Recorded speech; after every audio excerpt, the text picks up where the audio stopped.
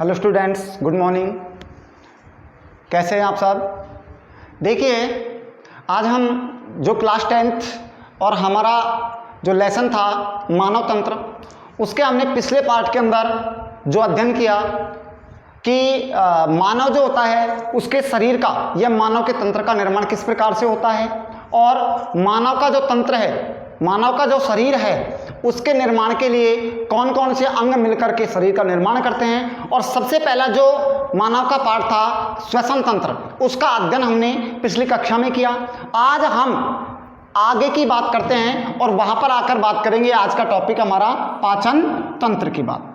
तो देखिए कि हमें एक चीज का पता है, मैंने आपको बताया था कि कोशिका के आधार पर जीव दो प्रकार के थे, एक कोशिकीय और बहुकोशिकीय। तो जिनका शरीर एक कोशिका का बना हुआ एक कोशिकीय है और उनके अंदर शरीर की जो भी क्रियाएं होंगी वो सारी क्रियाएं एक ही कोशिका संपादित करती है, चाहे वो पाचन हो, उत्सर्जन हो, श्वसन हो, गमन हो, परिसंचरण हो, सारे कार्य। लेकिन जो बहुकोशिकीय जीव होते हैं उनके अंदर अलग अलग अंग अलग अलग तंत्र निर्माण करते हैं और अलग अलग अंग का जो कार्य होता है वो अलग अलग होता है। श्वसन का कार्य श्वसन तंत्र करता है, पाचन का कार्य पाचन तंत्र करता है, उत्सर्जन का कार्य उत्सर्जन तंत्र करता है, गमन का कार्य गमन यानी कि हम दूसरे तंत्र के माध्यम से करते हैं। तो उसी प्रकार से अब यहाँ बात करते हैं श्वसन के बाद पाचन की। तो पाचन तंत्र की बात हो गई। अब सबसे पहले हमें पाचन तंत्र को पढ़ने से पहले पता होना चाहिए कि पाचन क्या है, पाचन क्या होता है। देखिए, पाचन से तात्पर्य होता है कि हम सीधी सी बात जानते हैं कि हमारा जो शरीर है उसको चलने के लिए एनर्जी चाहिए और एनर्जी हमें कहाँ से प्राप्त होती है? भोजन से प्राप्त होती है। तो जो जटिल पदार्थ होते हैं उन जटिल पदार्थों को तोड़ करके एक सरल पदार्थों में बना देना जिससे हमारे शरीर को एनर्जी प्राप्त होती हो, वो पाचन कहलाता है। और पाचन तंत्र किसे कहते हैं? क्या? पाचन तंत्र। पाचन तंत्र किसे कहते हैं कि मानव का जो आहार नाल होता है, मानव के आहार नाल, जो आहार नाल है वहां से लेकर के मल द्वार तक, क्या? मल द्वार तक जितने भी अंग पाए जाते हैं उनसे मिलकर के पाचन तंत्र का निर्माण होता है और वही क्या कहलाता है? पाचन तंत्र कहलाता है। ठीक है कि हमारे मुख गुहा पर जो आहार नाल होती है, यहां से लेकर मल द्वार तक जितने भी अंग जो पाए जाएंगे वो सब किसका निर्माण करते हैं? पाचन तंत्र का निर्माण करते हैं। तो यहां पर हमने दो चीज पढ़ ली कि पाचन और पाचन तंत्र। और अब हम जो बात करेंगे वो करेंगे मानव के पाचन तंत्र की। किसकी बात करते हैं? मानव के पाचन तंत्र, यानी कि मानव का पाचन तंत्र, मानव पाचन तंत्र, मानव पाचन तंत्र। देखिए, मानव का जो पाचन तंत्र है, हमारे शरीर के अंदर या मानव के अंदर जो पाचन की क्रियाएं होती हैं वो आहार नाल से लेकर के और मल द्वार तक जितने भी अंग पाए जाते हैं वो सारे अंग इस क्रिया में भाग लेते हैं। और हमारे पाचन तंत्र में कौन कौन से अंग पाए जाते हैं? जैसे सबसे पहला जो अंग होता है वो होता है हमारी मुख गुहा। कौन सा होता है? मुख गुहा। ठीक है। दूसरा जो भाग होता है पाचन तंत्र का, मुख गुहा के बाद में ग्रसनी, आहार नाल। कौन सा होता है? आहार नाल। ठीक है। चौथा जो पार्ट होता है वो कौन सा होता है? आमाशय। क्या होता है? आमाशय। आमाशय के बाद पाचन, पाचन की क्रिया के लिए जैसे आमाशय के बाद आता है छोटी आंत जिसको हम स्मॉल इंटेस्टाइन भी कहते हैं। और उसके बाद आता है बड़ी आंत। कौन सा आता है? बड़ी आंत, जिसको हम लार्ज इंटेस्टाइन कहते हैं। और उसके बाद हमारा मलाशय। ठीक है। ये जो भी पार्टीशंस हैं ये सभी मिलकर के हमारे पाचन तंत्र का निर्माण करते हैं। कौन कौन से? मुख गुहा, आहार नाल, ग्रसनी, आमाशय, छोटी आंत, बड़ी आंत और मलाशय। ये सारे पाचन क्रिया में मदद करते हैं। अब हम यहाँ एक एक अगर पार्ट की बात करते हैं तो देखिए, सबसे पहले पाचन तंत्र का जो पहला अंग है मुख गुहा। हम मुख गुहा के बारे में बात करते हैं। तो देखिए, जो मुख गुहा है यहाँ पाचन की, भोजन को ग्रहण करने की क्रिया यहीं से प्रारंभ होती है। कहाँ से प्रारंभ होती है? मुख गुहा से प्रारंभ होती है और हमारे मुख की जो संरचना होती है वो कटोरे नुमा, कैसी होती है? कटोरे नुमा संरचना। मानव के मुख की जो संरचना होती है वो कैसी होती है? कटोरे नुमा संरचना में होती है। और जो हमारा मुख होता है वो दो मांसल होठों, क्या? दो मांसल जो होठ हैं उनसे घिरा हुआ होता है, मांसल होठों की। और कैसी आकृति बनाता है? कटोरा नुमा संरचना प्रदर्शित करता है। और इसी के अंदर जीभ पाई जाती है। मुख गुहा के अंदर ही क्या पाई जाती है? जीभ। इस जीभ का क्या कार्य होता है? ये भोजन को उलट पुलट करने का कार्य करती है। क्या करती है? भोजन को उलट पुलट का। और मुंह के अंदर जो लार होती है वो लार को उसके अंदर मिलाने का कार्य करने का काम करती है जीभ। जीभ के साथ हमारा जो मुंह होता है उसमें दो जबड़े ऊपर और नीचे, दो जबड़े पाए जाते हैं। और उन जबड़ों पर हमारे मानव के दांत, जो उनकी संख्याएं 32 होती हैं, वो उपस्थित होते हैं। और जो दांत जो आकृतियों के अंदर स्थित होते हैं वो कहलाते हैं मसूड़े, जहां पर ये स्थित होते हैं। और मानव के अंदर दांत जो होते हैं कितने प्रकार के होते हैं? 4 प्रकार के दांत पाए जाते हैं। दांतों के कितने प्रकार होते हैं? 4 प्रकार। दांत 4 प्रकार के होते हैं या पाए जाते हैं। कि कौन कौन से? देखिए, कृंतक, रदनक, चैवर्णक और अग्रचैवर्णक। अग्रचैवर्णक, ये 4 प्रकार के जो दांत होते हैं मनुष्य के शरीर में उपस्थित होते हैं, मानव की मुख गुहा के अंदर उपस्थित होते हैं। अब टोटली जो दांत होते हैं मानव के अंदर, कुल जो दांत होते हैं वो कितने होते हैं? 32। कितने होते हैं? 32, जिसमें से 16 तो होते हैं ऊपर वाले जबड़े में और 16 होते हैं निचले जबड़े में, और टोटल हो गए 32 दांत। ठीक है। अब बात करें कृंतक जो दांत होते हैं, इनका जो कार्य होता है, इनका कार्य होता है भोजन को कुतरना। क्या होता है? भोजन को कुतरना। और इनकी जो संख्याएं होती हैं वो 4 होती हैं। कितनी होती हैं? 4 इनकी संख्याएं होती हैं, यानी कि 4 ऊपर वाले जबड़े में पाए जाएंगे और 4 नीचे वाले जबड़े में पाए जाते हैं। ठीक है। और इनका कार्य क्या है? भोजन को कुतरना। क्या होता है? भोजन कुतरना। ठीक है। उसके बाद बात करते हैं रदनक की। रदनक जो होते हैं इनकी संख्याएं 2 होती हैं। 2 ऊपर वाले जबड़े में पाए जाते हैं, 2 निचले जबड़े में पाए जाते हैं, जिनका कार्य होता है भोजन को चीरना फाड़ना। क्या होता है? चीरना फाड़ना। और जो मांसाहारी जीव होते हैं उनके अंदर ये सबसे ज्यादा विकसित होते हैं। उसके बाद चैवर्णक और अग्रचैवर्णक।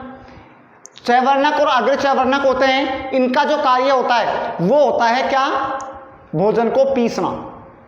क्या होता है? भोजन को पीसना होता है। और इनकी संख्याएं चैवर्णक 4 होते हैं और अग्रचैवर्णक 6 होते हैं, यानी कि 4 + 4 बराबर होते हैं 8, और इनकी संख्या 6 + 6 बराबर होते हैं 12। और इन सबको अगर हम जोड़ें तो ये भी 4 तो ये हुए 8, इनकी संख्याएं 2 तो ये होती है 4, तो इनको सबको अगर जोड़ते हैं तो टोटली कितने आ जाते हैं? 32 दांत हमारी मुख गुहा के अंदर पाए जाते हैं।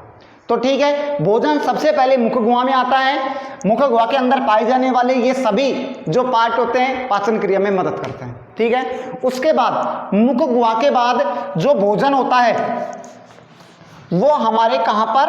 आहार नाल जो होता है, आहार नली, वहां पर आता है और ग्रसनी से होता हुआ गुजरता है। आहार नली जो होती है वो आहार नली हमारी मुख गुहा से लेकर के मल द्वार तक पाई जाती है, एक लंबी नलिका के रूप में पाई जाती है, जिस पर हमारे सारे अंग पाए जाते हैं। ठीक है।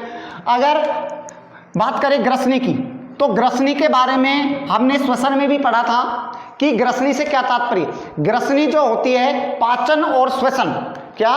पाचन और श्वसन दोनों में मदद करती है। और किस प्रकार से करती है? कि जब हम श्वसन की क्रिया करते हैं तो ये क्या करती है कि जो हमारी वायु होती है, श्वसन की जो क्रिया होती है, ऑक्सीजन क्रिया हम अंदर लेते हैं, तो O2 को या वायु को ये हमारे आहार नाल में जाने से रोकती है। किस में जाने से रोकती है? आहार नाल में। जबकि पाचन क्रिया के दौरान ये भोजन को, किसको? भोजन को श्वसन नाल में, श्वसनी में जाने से रोकती है। श्वसनी में जाने से रोकती है। ठीक है, रोकना।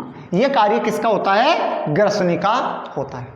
दोबारा से मैं बताता हूँ कि जो ग्रसनी है उसका कार्य क्या है कि ये जब हम भोजन ग्रहण करते हैं तो भोजन के कणों को श्वसन नाल में जाने से रोकती है, और श्वसन जब करते हैं तो वायु को आहार नाल में आने से रोकती है।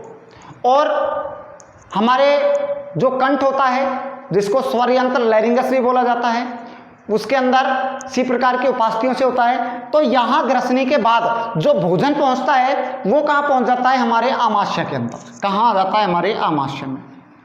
आमाशय जिसे बोलते हैं स्टोमच।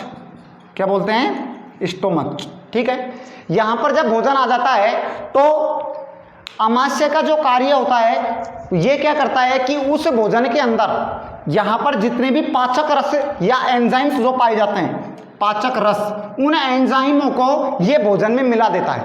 क्या कर देता है? उन पाचक रसों को भोजन के अंदर मिला देता है और भोजन को कैसा बना देता है?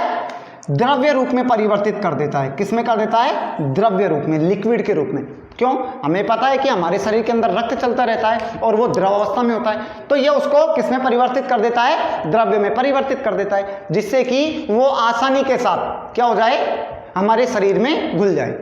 इसके बाद यहाँ पर जब ये पूरी तरह भोजन के अंदर पाचक रसों को मिला देता है द्रव फॉर्म में, वहां के बाद जो हमारा भोजन होता है वो पहुंच जाता है छोटी आंत के अंदर। कहाँ आ जाता है? छोटी आंत के अंदर। और छोटी आंत के 3 भाग होते हैं। कौन कौन से? सबसे पहला इसका जो मुख्य भाग होता है वो होता है ग्रहणी। कौन सा होता है? ग्रहणी। ग्रहणी छोटी आंत का वह भाग होता है जहां पर सबसे ज्यादा पाचन की क्रिया होती है। किसकी क्रिया होती है? पाचन की क्रिया, यानी कि भोजन को पचाने की क्रिया। तो ये क्वेश्चन भी बनता है कि सबसे अत्यधिक पाचन तंत्र के किस अंग में होता है? तो वो हम बताएंगे किस में होता है? छोटी आंत के अंदर। तो छोटी आंत के अंदर जब आया तो वहां पर भोजन के पाचन की क्रिया प्रारंभ हुई, और जो चीज हमारे शरीर के लिए लाभदायक होती है उसको ये क्या करती है? इकट्ठा करके ब्लड में भेज देती है, और उसके बाद जो छोटी आंत होती है बचे हुए अपशिष्ट को यहाँ के बाद भेज देती है बड़ी आंत के अंदर। कहाँ भेज देती है? बड़ी आंत में। बड़ी आंत जिसे बोला जाता है लार्ज इंटेस्टाइन। बड़ी आंत में जैसे ही वो भोजन आ जाता है तो बड़ी आंत का सिर्फ एक ही कार्य होता है। वो कौन सा कार्य होता है? कि केवल आए हुए जो भोजन अपचित है उसमें से जल का अवशोषण करना। क्या कार्य होता है? जल का अवशोषण करना। ये केवल उसमें से जो जल होता है उसको अवशोषित कर लेती है। आमाशय में जैसे ही पाचक रस मिले उसके बाद आ जाता है वहां से भोजन छोटी आंत के अंदर। देखिए छोटी जो आंत होती है, छोटी आंत के अंदर जब भोजन आता है तो छोटी आंत पाचन का सबसे मुख्य अभिन्न अंग होता है, यानी कि भोजन का सबसे ज्यादा पाचन छोटी आंत के अंदर ही होता है। और जो छोटी आंत होती है इसके 3 पार्ट होते हैं। कौन कौन से होते हैं छोटी आंत के 3 पार्ट? 3 भागों में ये बटी होती है, यानी कि एक भाग होता है इसका ग्रहणी, एक भाग होता है इसका अग्र क्षुदांत्र, और तीसरा जो भाग होता है वो होता है क्षुदांत्र। कौन सा होता है? क्षुदांत्र। इन 3 भागों में छोटी आंत बटी हुई होती है, और जो ग्रहणी होता है ये सबसे मेन अभिन्न अंग होता है जहां पर भोजन का सर्वाधिक पाचन होता है। यहां पर पाचन होने के बाद तो हम कह सकते हैं कि छोटी आंत के अंदर भोजन का सर्वाधिक पाचन और अवशोषण होता है, और भोजन में से अवशोषण होने के बाद जो भोजन शेष बच जाता है जिसका ये अवशोषण नहीं कर पाती वो ये भेज देती है बड़ी आंत के अंदर। कहाँ भेज देती है? बड़ी आंत के अंदर भेज देती है।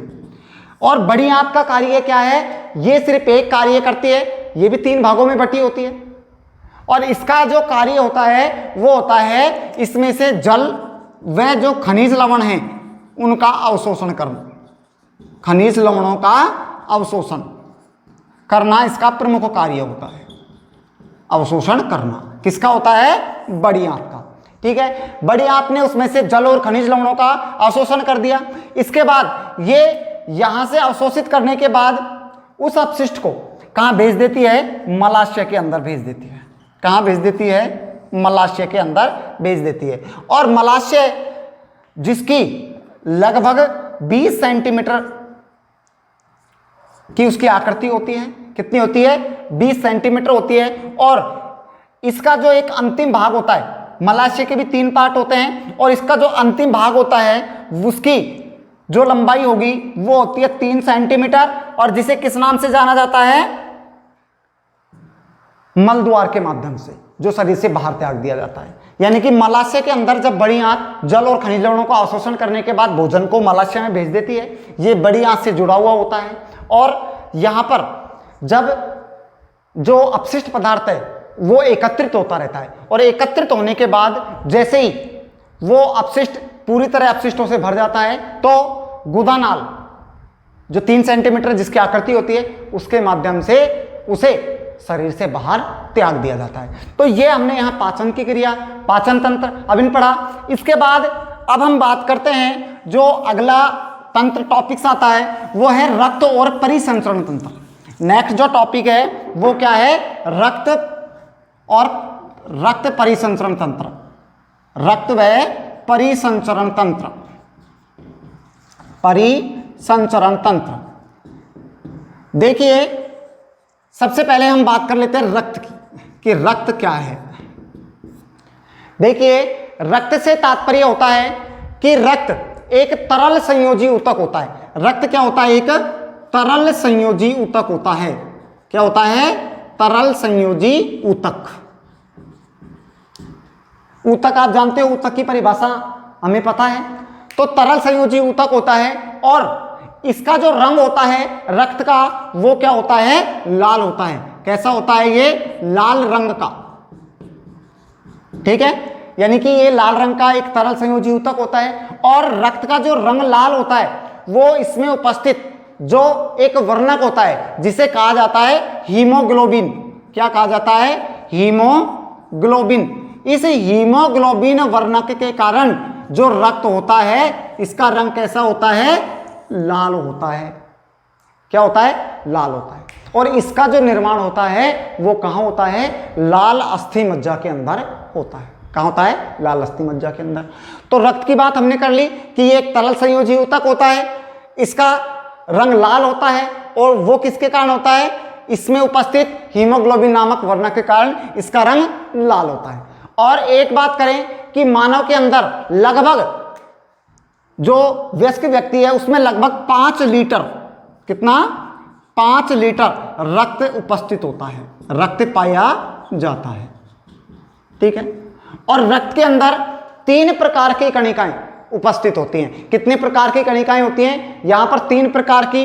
कौन कौन सी कणिकाएं होती है? नंबर 1 पहली होती है आरबीसी। कौन सी होती है? आरबीसी। नंबर 2 दूसरी होती है डब्ल्यूबीसी, और नंबर 3 होती है प्लेटलेट्स। प्लेटलेट्स यानी कि आरबीसी को हम हिंदी में बोलते हैं लाल रुधिर कणिका। क्या बोला जाता है? लाल रुधिर कणिका। डब्ल्यूबीसी को बोला जाता है श्वेत रुधिर कणिका। क्या बोला जाता है? श्वेत रुधिर कणिका। और जो तीसरी होती है प्लेटलेट्स, इनको बोला जाता है बिंबाणु। क्या होते हैं ये? बिंबाणु। तो ये 3 प्रकार की जो कणिकाएं होती हैं पूरे रक्त में उपस्थित होती हैं। सबसे पहले हम बात करें आरबीसी की कि आरबीसी क्या है। देखिए इसका पूरा नाम है रेड ब्लड सेल्स, यानी कि लाल रुधिर कणिका। लाल रुधिर जो कणिकाएं होती हैं इनका जो प्रमुख कार्य होता है वो होता है जो हमारे ब्लड है इसका पूरी तरह से हमारे शरीर के अंदर संचरण करना, उसका ध्यान रखना।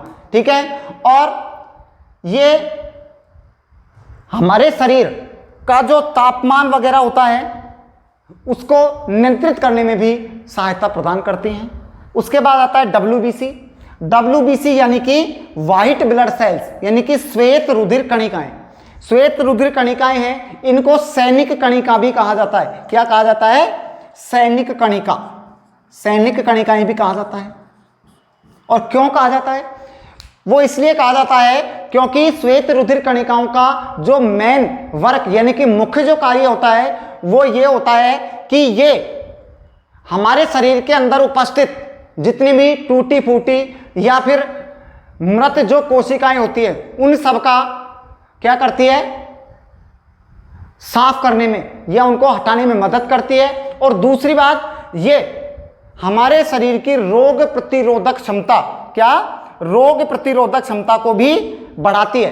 किसकी? हमारे शरीर की रोग प्रतिरोधक क्षमता को बढ़ाती है। और क्या करती है? रोग प्रतिरोधक क्षमता बढ़ाने के साथ साथ जो बैक्टीरिया हमारे शरीर में प्रवेश करते हैं उन बैक्टीरियाओं से लड़ने की क्षमता को भी प्रदान करती है। वो क्या होती है? WBC। और इसीलिए इसे हमारी सैनिक कणिका भी कहा जाता है। तो यहां पर यह हुआ कि WBC का कार्य क्या होता है कि ये हमारे शरीर के अंदर क्या करती है? आने वाले जो भी बाह्य बैक्टीरिया होते हैं उनसे हमारे शरीर की रक्षा करती है और मृत कोशिकाएं और जो कोशिकाएं होती हैं उनका भक्षण कर लेती है। उसके बाद बात आती है प्लेटलेट्स, बिंबाणु।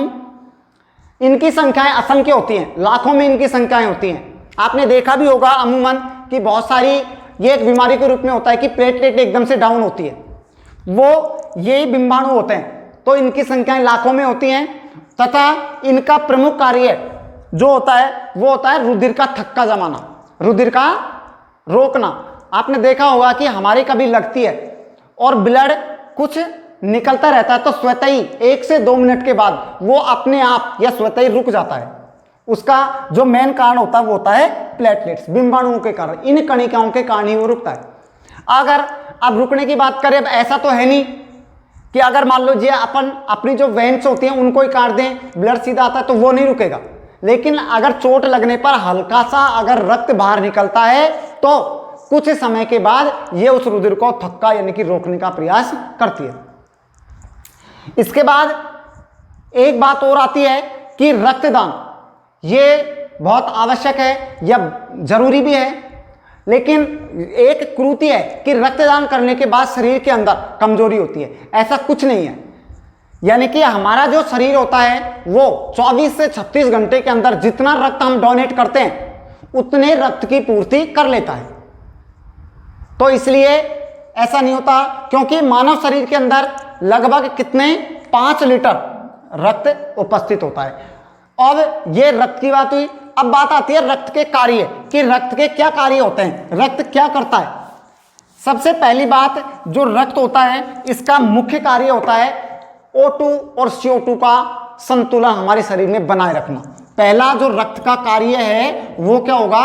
O2 और CO2, O2 व CO2 का जो आदान प्रदान होता है उनका संतुलन हमारे शरीर में रखना, यानी कि O2 को बाहर से ला करके हमारे पूरे शरीर के अंगों में पहुंचाना और CO2 को पूरे शरीर के अंगों से लेकर के बाहर उत्सर्जित करने में मदद करना। वो कार्य होता है किसका? रक्त का। दूसरा कार्य है, रक्त मानव के शरीर का जो ताप होता है उसको भी नियंत्रित करता है। किसको? ताप को नियंत्रित करना। नियंत्रित करने का कार्य भी कौन करता है? रक्त करता है। तो रक्त इसीलिए हमारे शरीर का एक अभिन्न अंग होता है। अब बात करते हैं कि परिसंचरण क्या है। अब आती है परिसंचरण क्या होता है। देखो, परिसंचरण से तात्पर्य होता है आदान प्रदान। क्या होता है? सीधी सी भाषा में बात करें, आदान प्रदान। यानी कि परिसंचरण क्या कार्य हुआ कि किसी भी चीज को, जब हम अशुद्ध चीज आती है उसका फिल्ट्रेशन करना, शरीर में देना, शरीर से उपस्थित उन चीजों को बाहर ले आना, और इसका इस तंत्र में जो योगदान निभाता है इसके साथ वो कौन निभाता है? रक्त निभाता है। ठीक है, तो परिसंचरण से तात्पर्य यही होता है। और परिसंचरण 2 प्रकार के होते हैं। परिसंचरण तंत्र कितने प्रकार के पाए जाते हैं? 2 प्रकार के।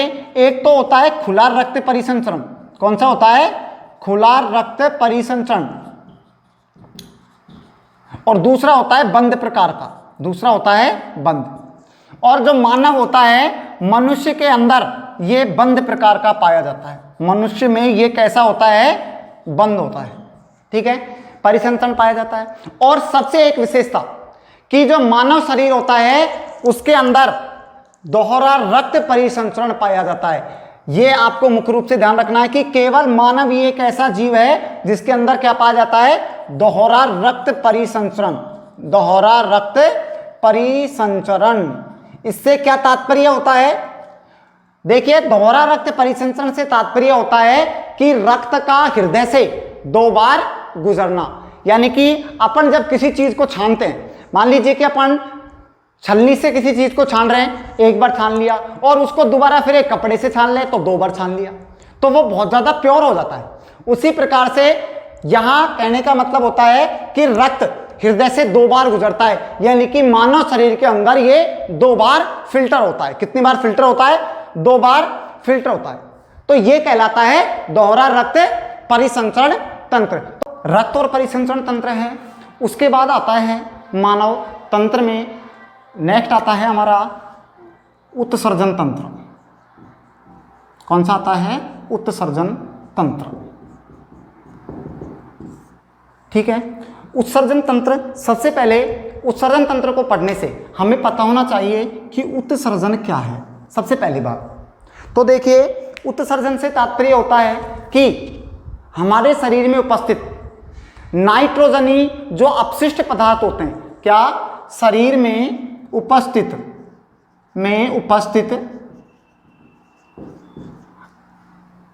नाइट्रोजन युक्त, क्या नाइट्रोजन युक्त अपशिष्ट पदार्थों को शरीर से बाहर त्यागने की प्रक्रिया क्या कहलाती है? उत्सर्जन कहलाती है। यानी कि हमारे शरीर के अंदर जो भी अपशिष्ट पदार्थ होते हैं, उन अपशिष्ट पदार्थों को शरीर से जो हम बाहर निकालते हैं, वो क्रिया उत्सर्जन की क्रिया कहलाती है।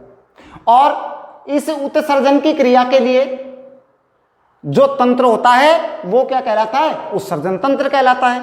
उत्सर्जन में अब हम बात करते हैं, यानी कि जो अपशिष्ट पदार्थ होते हैं ये कितने प्रकार के होते हैं? देखो, एक तो होता है यूरियोत्सर्जी, दूसरे होते हैं यूरिक अम्लोत्सर्जी और नाइट्रोजन उत्सर्जी। तो अब हम इसके बाद बात करेंगे उत्सर्जन की परिभाषा के बाद मानव के उत्सर्जन तंत्र की। किसकी बात करते हैं? मानव के उत्सर्जन तंत्र की।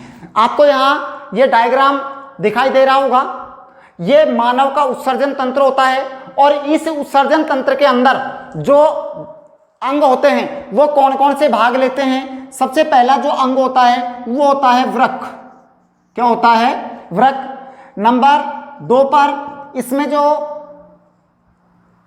होता है वो होती है मूत्रवाहिनी। क्या होती है? मूत्रवाहिनी। और कौन सा पार्ट होता है? मूत्राशय। कौन सा होता है? मूत्राशय। और कौन सा होता है? मूत्रमार्ग। ये अंग हमारे इस उत्सर्जन तंत्र के, इसमें आपको देखा होगा कि ये हमारे इधर की तरफ और ये दोनों हमारे वृक्क हैं, दायां और बायां। और यहां पर ये अधिवृक्क ग्रंथि पाई जाती है। ये हमारी महाशिरा होती है, जो महाशिरा और महाधमनी आपने पढ़ा है, जो हमारे रक्त का परिसंचरण करती रहती हैं। ये मूत्रवाहिनी होती है, जहां वृक्क में जो मूत्र का निर्माण होता है उसको लेकर के आती हैं, और जहां मूत्र आकर के मिलता है और इकट्ठा होता है वो होता है मूत्राशय। और यहां से ये मूत्रमार्ग के माध्यम से शरीर से बाहर त्याग दिया जाता है। तो ये हमारे मानव का उत्सर्जन तंत्र है। सबसे पहले हम लेकर के चलते हैं हमारा पहला पार्ट जो है वृक्क। क्या है? वृक्क है। सबसे फर्स्ट बात आती है वृक्क। देखिए कि मानव के उत्सर्जन में 2 प्रकार के या एक जोड़ी, जिसको हम बोल सकते हैं, वृक्क पाए जाते हैं। और इनकी आकृति होती है सेम के बीज। आपने सेम देखी होगी, जो सब्जी वेजिटेबल्स में आती है। इसके बीज के, सेम के जो बीज होता है उसकी आकृति में पाई जाती है इनकी संरचनाएं की आकृति। ठीक है, किसकी? वृक्क की संरचना किसकी होती है? बीज के जैसी होती है। और इसके अंदर लगभग 75 से 80%, कितना? 75 से 80% मात्रा के अंदर तरल पदार्थ पाया जाता है। क्या पाया जाता है? तरल पदार्थ पाया जाता है। और इसका जो रंग होता है वो गहरा भूरा रंग होता है। कैसे होते हैं ये? कौन? वृक्क कैसे रंग के होते हैं? गहरा भूरे रंग के होते हैं। ठीक है, ये तो हमारी इसकी संरचना के बारे में हुआ। किसकी आकृति? सेम के बीज के समान होती है। इनका रंग गहरा भूरा होता है और इनके अंदर 75 से 80% मात्रा के अंदर क्या पाए जाते हैं? जल, पानी, यानी लगभग तरल पदार्थ पाया जाता है। ठीक है, उसके बाद जो वृक्क होता है ये हमारे उत्सर्जन की क्रिया का सबसे अभिन्न अंग होता है। यानी कि अगर हमारे वृक्क सही हैं तो प्रॉपरली रूप से हमारी जो उत्सर्जन की क्रिया होती है वो सही होती रहती है।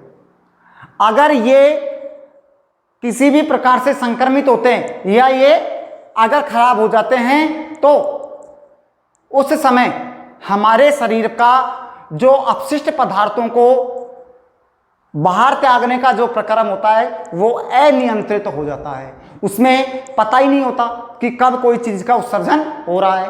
तो वृक्क का और क्या रोल होता है कि जो वृक्क होता है ये क्या कहलाता है, इसके अंदर ये हमारी जो कमर है, ये जो कमर होती है उसके पीछे के भाग में पाया जाता है। कहाँ पाया जाता है? पीछे की ओर पाया जाता है। और इसका जो कार्य होता है वो क्या होता है, यहीं पर ही जो मूत्र होता है उसका निर्माण होगा। ये जो हमारे वृक्क होते हैं। और एक चीज आपने सुनी होगी जिसे बोलते हैं डायलोसिस। क्या बोला जाता है? डायलोसिस या अपोहन। ये क्या होता है?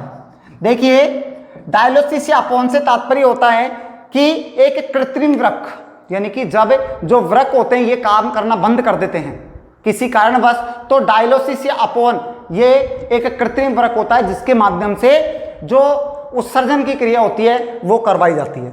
इसके बाद ये वृक्क यहां पर जो फिर आती है मूत्रवाहिनियां, और इसके अंदर, किसके अंदर? वृक्कों के अंदर एक जो पार्ट पाया जाता है, वो जो संरचनाएं पाई जाती हैं वृक्क में, उत्सर्जन इकाइयां, वो नेफ्रॉन कहलाती हैं। वृक्क के अंदर बहुत सारी क्या कहलाती हैं? उत्सर्जन इकाइयां पाई जाती हैं। क्या पाई जाती हैं? उत्सर्जन इकाइयां। और वो उत्सर्जन इकाइयां क्या कहलाती हैं? नेफ्रॉन। क्या कहलाती हैं? नेफ्रॉन कहलाती हैं। ये सारी उत्सर्जन इकाइयां नेफ्रॉन कहलाती हैं। और अगर हम अब बात करें बोमेन संपुट, तो देखो नेफ्रॉन जो होता है उसका जो ऊपरी सिरा है, किसका? नेफ्रॉन का ऊपरी सिरा बोमेन संपुट कहलाता है। अब हम बात करेंगे वृक्क नलिकाओं की। इसके बाद आती है हमारी वृक्क नलिका। वृक्क नलिका, तो देखिए वृक्क नलिका क्या है? वृक्क जो नलिकाएं होती हैं ये हमारे वृक्क से जुड़ी हुई होती हैं, और यहां से वृक्क के अंदर जो उत्सर्जी पदार्थ होता है उसका जब निर्माण होता है उसको लेकर के ये वृक्क नलिकाएं लाने और ले जाने का कार्य कर रही हैं। उसके बाद बात आती है मूत्रवाहिनी। मूत्रवाहिनी क्या करती हैं कि यहां पर जब इस मूत्र का निर्माण हो जाता है वृक्क से, तो ये मूत्रवाहिनी, जो ये वाहिनियां होती हैं, ये मूत्र को लेकर के आती हैं और मूत्रवाहिनियां मूत्र को ला करके कहां दे देती हैं? मूत्राशय के अंदर भेज देती हैं। कहां भेज देती है? मूत्राशय के अंदर भेज देती हैं। अब आता है मूत्राशय। ये एक थैलीनुमा संरचना होती है, और जब इस मूत्रवाहिनी के द्वारा जो ये मूत्र होता है आकर के मूत्राशय में एकत्रित होता है, तो जब ये मूत्राशय पूरी तरह से भर जाता है तो मूत्र मार्ग के माध्यम से, किसके माध्यम से? मूत्र मार्ग के माध्यम से इसे शरीर से बाहर त्याग दिया जाता है। ठीक है, तो ये हमारे मानव तंत्र का टॉपिक उत्सर्जन, जो आपको डायग्राम के माध्यम से आप इसको आसानी से समझ सकते हैं। ठीक है, और ये उत्सर्जन तंत्र का टॉपिक है हमारा, ये यहाँ तक क्लियर है।